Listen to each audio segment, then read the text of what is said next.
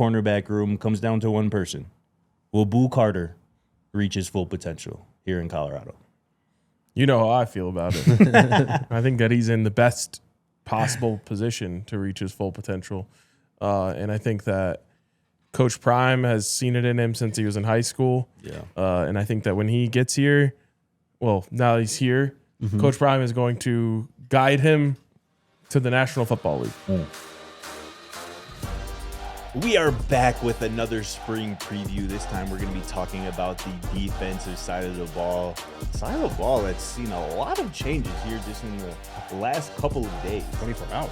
Colorado has a new defensive line coach, Dante Carter. They have a new defensive coordinator, Chris Marve, as well, who joined the staff this offseason originally as a linebackers coach, but he is now going to take over for Robert Livingston. We're going to go position by position here, boys. Top storyline at each spot. We're going to start, of course, with the big boys up front. The interior of this defensive line, which needed to be rebuilt and certainly was rebuilt pretty much from scratch this offseason via the transfer portal. Here's the question I have for you guys. Are Santana Hopper and Ezra Christensen the key to the Buffs defensive line here in 2026? Yes. They are coming in as two of the top available, players in terms of pressures forced. Yep. Just havoc, honestly. For Sacks, quarterback hits, getting to the football, creating, piles in the run game. Those two have to be your best defensive linemen, I think, for this team to get to where they want to go. Obviously, some guys are going to emerge that probably we're not expecting, but Santana Hopper in particular, he's a very unique build, kind of undersized for that 3 technique position, but we'll see exactly how he's utilized in this defense. He's just got to be someone that wins one-on-one. That was the Buffs' biggest problem last year is you didn't have anyone who could win one-on-one matchups. If he just wins his more often than he doesn't, this defense is already going to be better than it was last year. Yeah, the way that you asked this kind of frames them as a question, but I think they're an answer. And an answer to a problem for this team, which is interior chaos, interior havoc. And I know that that's what those guys are going to do.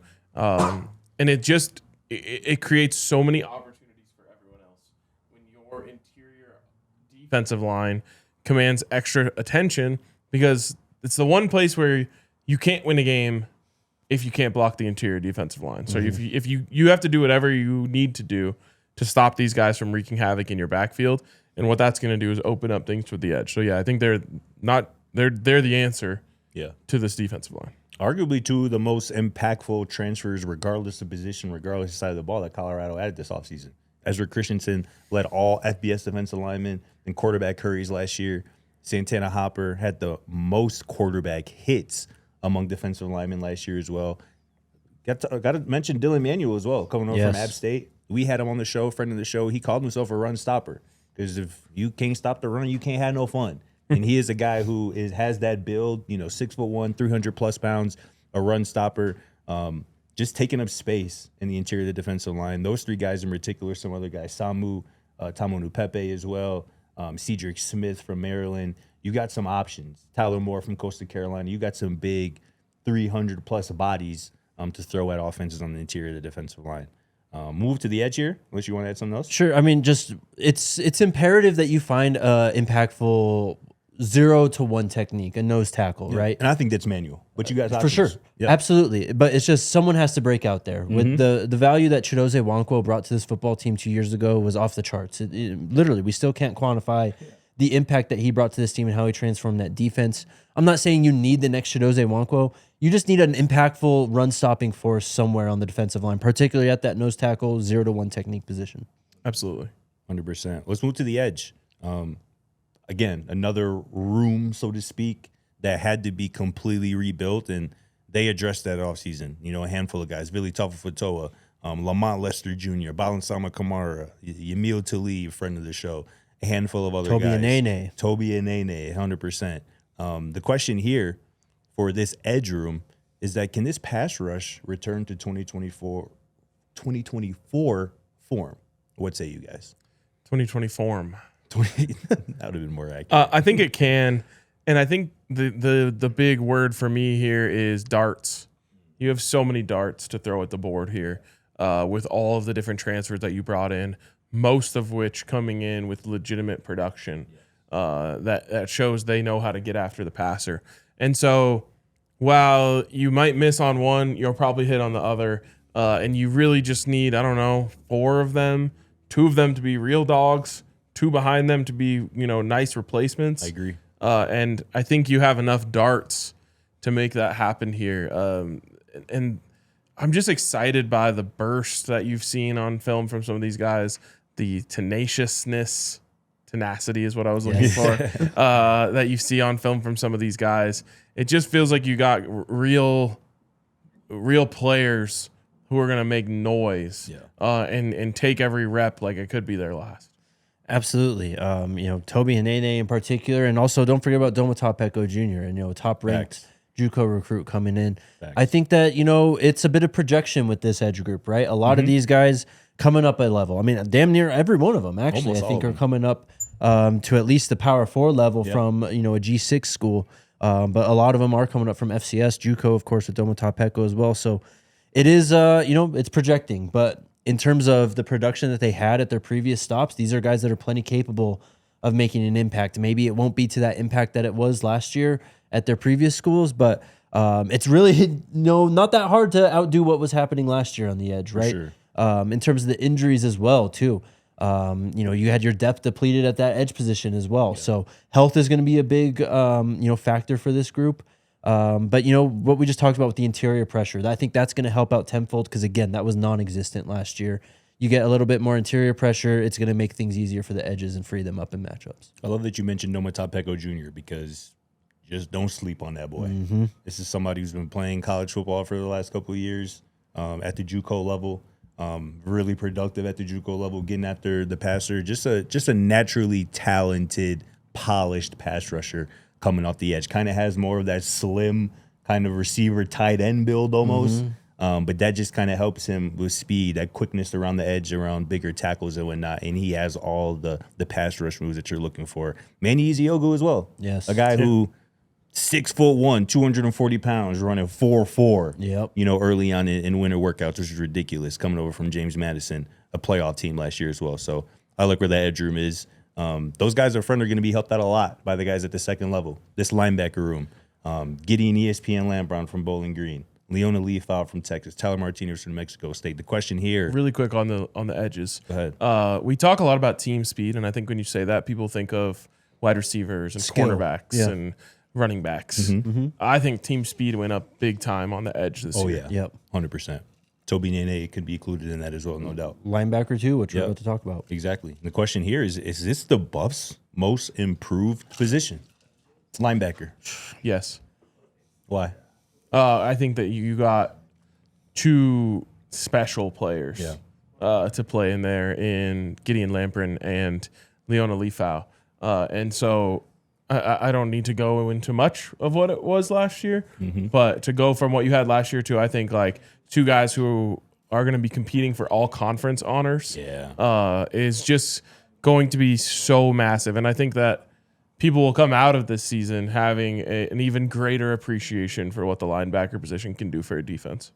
It's the 2024 blueprint, what Nakai Hill-Green and Levante Bentley were able to do for that defense and how they, in some ways, carried them or cleaned up some messes, man. I mean, truly, you have a good second level. That's what it is, right? They kind of make up for your mistakes at other positions, especially if you have good linebackers. So I'm excited about the future of this group, too. I mean, you bring in the 3 freshmen, obviously, and Rodney Colton Jr., Carson Crawford, Colby Johnson. There's some young talent in this room as well, which obviously that's going to matter more probably on special teams and hopefully late games and blowout scenarios for Colorado winning, of course. But it's a much improved room, and it has to be. I think it is, yes, the most improved room for this Colorado football team. For sure. And Tyler Martinez is a guy who, a former team captain, formerly led his former team in tackles. This is a guy who gets after it. And a plus player in the pass game as well for such a downhill, kind of tackle machine of a linebacker as well. Cornerback is an interesting position. You lost your top, let's call it 3 guys at that position last year, depending on how you want to look at it. RJ Johnson is back, but you've added via the portal, Paul Amodia from Lamar. You've added Justin Eaglin, our guy, friend of the show from James Madison, who had, 9 interceptions plus PBUs last year. A ball hawk. But to me, this cornerback room comes down to one person. Will Boo Carter reach his full potential here in Colorado? You know how I feel about it. I think that he's in the best possible position to reach his full potential. And I think that Coach Prime has seen it in him since he was in high school. Yeah. And I think that when he gets here, well, now he's here, Coach Prime is going to guide him to the National Football League. You just listen to me, do what I say, and you're going to be a first round or second round pick. And I think that is absolutely on the table for him. You know, the type of stuff that people complain about with him is so coachable, so fixable, that if he just kind of locks in, for lack of a better term, he's on a crazy track. It looks like he could play in the NFL today. No doubt. And so he's ready for this. I think that he also is going to be a guy who we look back after this season and just be like, man, remember that play he made in week 3? That could have been a season-changing play. Sometimes you need a total like lifestyle change to really completely understand yourself and your own potential, right? Yeah. Obviously, Boo Carter moved across the country from Tennessee here, and I think that, you know, we talked about it when he joined. He's joining a staff and a team and a fan base that really believes in him, right? Like, they really do like him at this point. And obviously, things went haywire at Tennessee for whatever reason. And for lack of a better term, it got toxic, right? He's now a clean slate. That can do wonders for someone, especially so young and so talented. So we've talked a lot about the value of having a really good slot defender and how that can transform your defense and make you more versatile and make you harder to attack. I think he can make the other cornerbacks' jobs easier too. Yeah. You know, we'll see exactly what his role is. I don't know if he's the type of cornerback to really like travel with a number 1 or anything like that, you know, because so much of his athleticism out of the slot is really where he makes his money, right? You want him close to the line. Exactly. But close to the ball, I should say. In terms of the entire cornerback room, I mean, even the returning guys, man, I'm not ready to give up on RJ Johnson or Makari Vickers, right? No. Preston Ashley's coming in as a true freshman who, I mean, we're so excited about him just as a person, but I mean, he's kind of having like leadership conversations with Coach Prime already. Like as a true freshman, bro, like we're not talking about that enough too. So it's a remade room, a lot of talent, and it's a very exciting potential. For sure, man. If Boo Carter turns into the type of nickel corner that he has shown the potential to be, it's an NFL player. And he has commented on it. This is his 3rd year of college football. Yep, he wants to leave. If he does what he's capable of doing this year, you know, it's all in front of him. One great year can change your life, as one wise man always says. Last position here, we'll end up with safety. Added a few bodies to that room. A couple of guys, right? Jaja Boyd from Indiana playing safety. Jaden Hardy from Oklahoma playing safety as well. But to me, y'all know how I feel about these two guys, man. This safety position comes down to 2 guys. And the question is, could Randon Fontenette and Nathan Mitchell be the best safety duo of the Coach Prime era? I'll go first here. I just think it's possible, right? You go back to 2023. Shiloh was really good. I think Cam kind of came on later. I don't even think he started the year as a starter, which I think is... He was leading the conference in picks at one point. Yes, he was. Well, he had 2, I think, pretty early. So. For sure. Off of Jeff Sims and Caleb Williams. Yep. Hell yeah. And then, in 2024, Shiloh dealt with injuries. Cam was at his peak, I think, as a football player, at least as a college football player. Last year, Tawfiq was really good, but it seemed like they struggled to find a pair to go with him. Yeah. I think Randon Fontenette and Nate Mitchell could be the best safety duo in the Big 12, potentially among the country. Just last year, I tweeted this earlier today. Last year, those two combined, 145 tackles, 90 solo, 8 TFLs, 12 PBUs, 3 picks, 5 forced fumbles from those two alone. I have big, big hopes and aspirations for that duo this year. Top safety duo of the Coach Prime era is asking a lot. It is.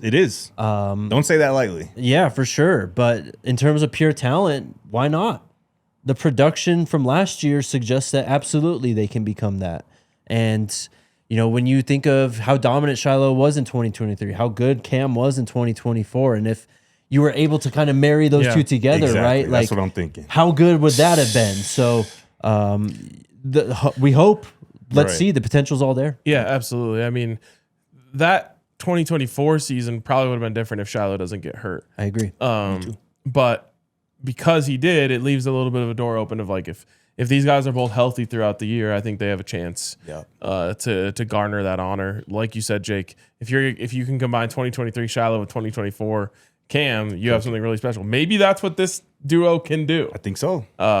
And what people are going to really love is like 2023 Shiloh was doing a lot of cleanup duty. He was. And thank God for him. Yep. Because there was a mess damn near every play that he had to go clean up. Thanks. I think what Randon Fontenette can do is more like what Cam was in 2024, where it's like, no, he's playing up closer to the line. He's the one creating the havoc rather than just cleaning up messes. Yep. 100%, man. This defensive unit has a lot of talent, and it's going to be interesting to see how Chris Marve kind of utilizes it all. We talked about Chris Marve, new Colorado defensive coordinator, recently on the pod. Go check out that episode. Go check out our recent episode on the offensive side of things for our preview as well. And if you aren't already, become a diehard. We're running a sale right now. It's the perfect time to do it. NFL Combine is going on. Spring football is right around the corner, so don't miss a thing. Shout out to you guys for watching. We all silly like the mayor.